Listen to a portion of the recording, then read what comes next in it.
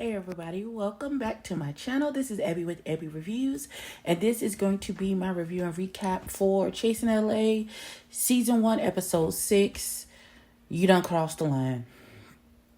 And when we left off, calamity was getting ready to ensue at this love and hate ball. Lord only knows what's finna happen, but we gon' see. Now, if you hear me eating, it's because I'm eating. Just ignore it. Let's go. Okay, so before we jump into whatever Jeremy and D Hawkins got going on, let's hit Alicia and Fran right quick. Fran that wants respect for his pronouns. But again, baby, we got to know what your pronouns are in order to respect them. You cannot, because you present as a gay man. That's what you look like. So you can't present as man and then come into a group where nobody knows you. You do not give them your correct pronouns and then get upset when they give you pronouns as you are presenting. If they call you the wrong pronoun, being that they don't know you, you gently correct them and say, oh no, my pronouns, I am non-binary, my pronouns are they, them. Then they will respect that and call you by the correct pronouns. But you can't immediately jump into your feelings when they are giving you male pronouns because you're presenting as a male and they don't know you to know that you're non-binary. That's just not how it works. I'm sorry. I don't know how many times we need to say this over and over again. It's common sense.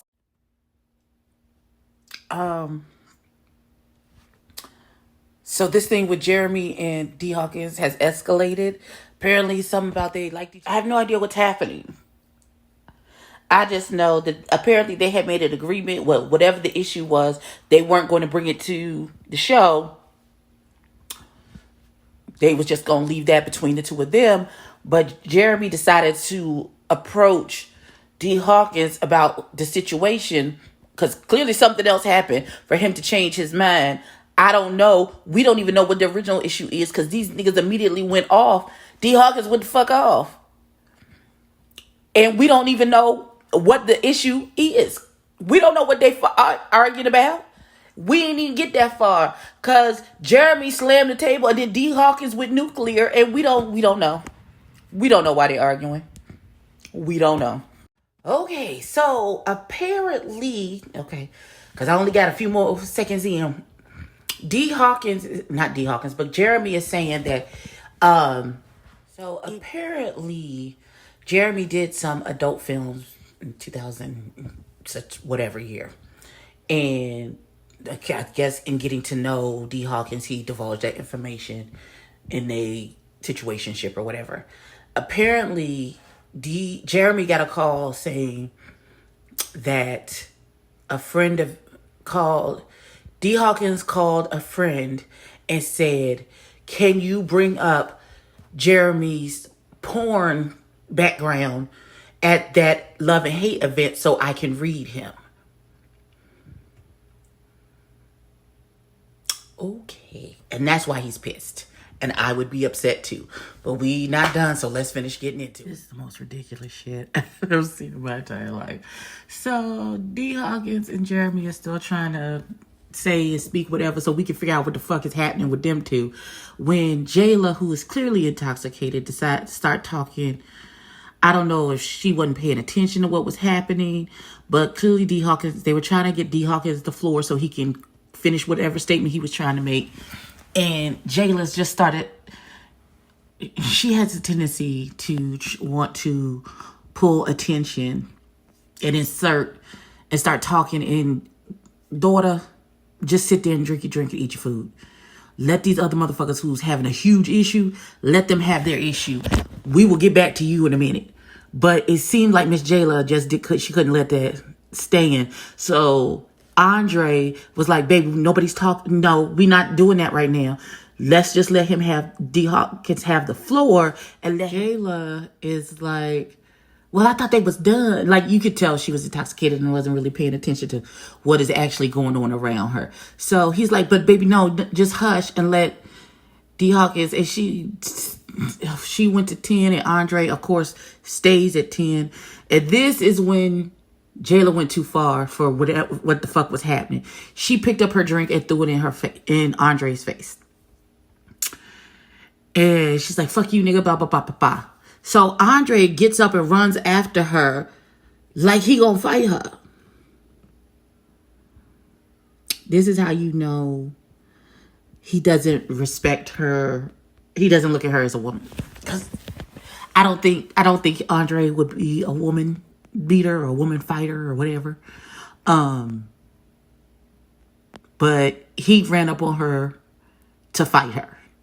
And I think he maybe hit her in the face. Meanwhile, Fran is talking about, you's a man, ho. You got the right one, ho. Peter Popoff in the background, misgendering the fuck out this girl.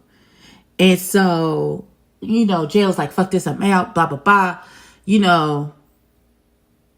He just mad because I'm pretty and I still got my real hair. Again, I'm Hershey because Hershey was like, do you want me to go get your wig, girl? Because it's on the ground now.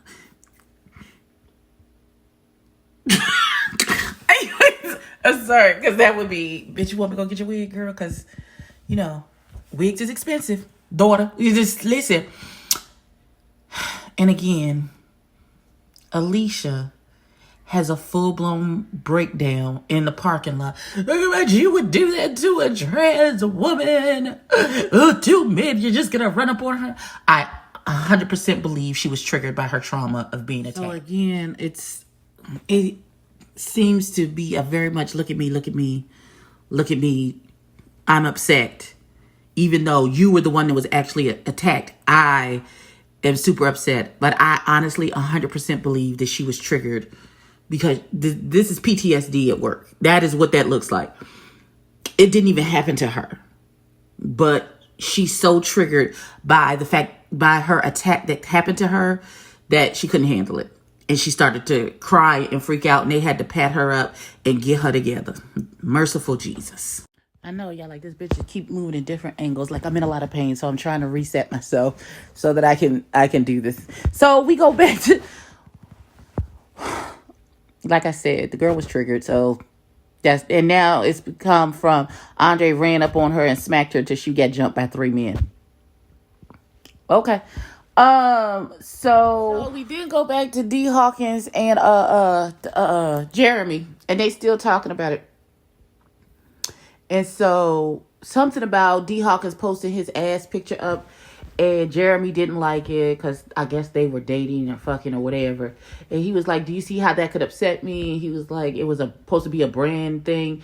And he's like, how was it a brand thing when you didn't tag the brand in it? I'm a brand ambassador. I know that's not how that works. Miss me with the bullshit that you talking about. And so he was like, I'm upset. Why would you go back and talk to someone who's not a friend but a castmate, who was Quan? I think Quan is who they're talking about. Quan is apparently the person that D Hawkins told to bring up Jeremy's porn thing so he could read him at this event. But they ain't come to no resolve. They just like, it is what it is, and that's what it is gonna be. And these big mama arms are doing a lot. So I just saw Amani Van Zamp's critique of the previous episode. I gotta say, I gotta agree. We gotta figure out what's going on with Andre and why he's so 0 to 1,000 all the time. Like, seems like you got sense when you working, but as soon as you're not in a work setting, you lose you turn into a whole different monster. And you screaming and hollering at people like a crazy person. I don't understand. I don't understand. I don't. And we love Hershey. I mean, that seems to be the consensus for this whole show. The best thing part about this show is Hershey. That's all I got. Okay, pause. So we just had this sip and paint thing with Quan, Jeremy, and King Payne, and we got a little bit of clarity. Apparently the picture, I lost my train of thought. Oh, the sip and paint. Apparently D Hawkins' picture that he posted with his booty was for his OnlyFans, and he seemed to act offended that Jeremy used to do porn when he got an OnlyFans, and he wanted to pull Jeremy's card at the event, so he concocted this whole story for Quan to be like, oh, ask him how his OnlyFans is going at the party in front of everybody, and suggest he could do a collab with Jeremy on his OnlyFans, since he used to do porn.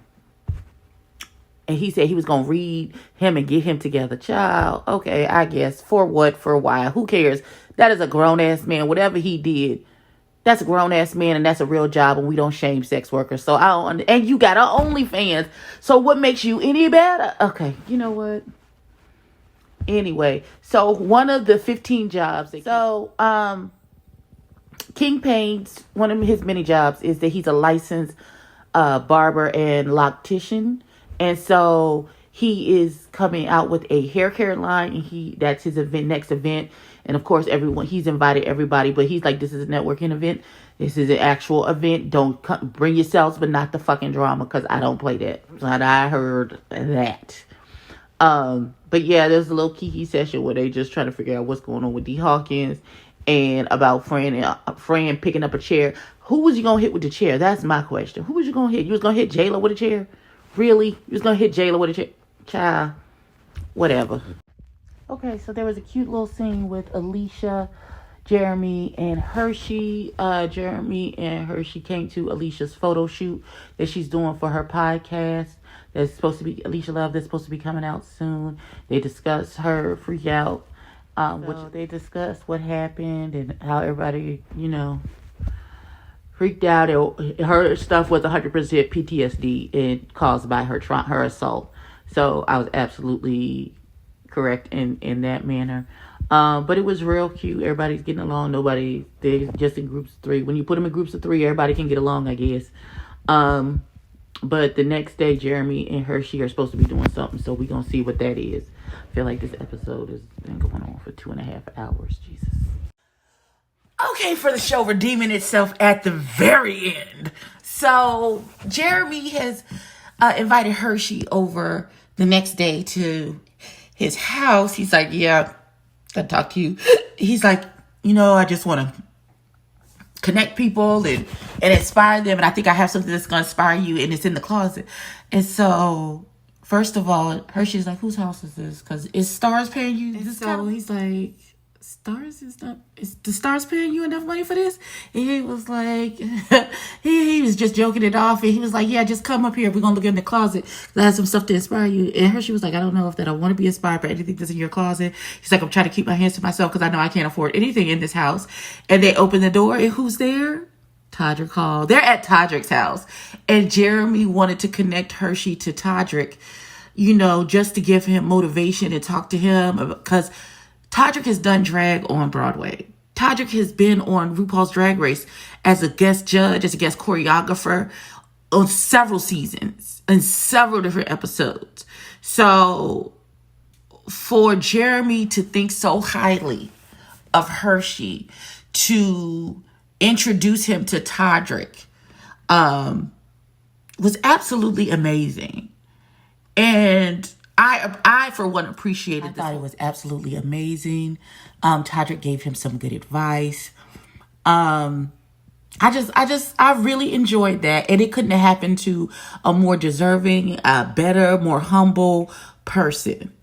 See, now, I know Jeremy wouldn't introduce any of these other fools to anybody in his circle like that, because they show their ass wherever they go. Hershey, the only one that got any goddamn sense. So I understand why he said as soon as I met him, I knew I wanted to connect him and get him to the next level, because you can see the goodness in child. I'm so happy for you. I'm so happy. And I hope this leads to the drag race. I don't know. But that was the end of the episode. Oh, tell me what you thought about the episode. Like, comment, and subscribe. Tell a friend and tell a kid. And I'll catch you in the next one, y'all. Peace.